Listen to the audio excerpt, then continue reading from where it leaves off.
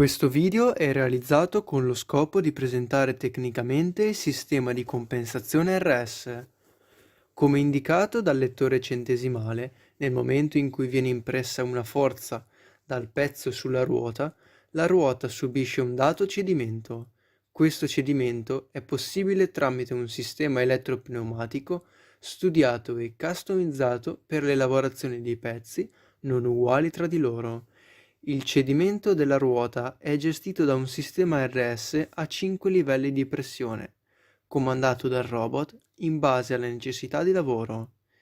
Il cedimento massimo della ruota è di circa 10 mm.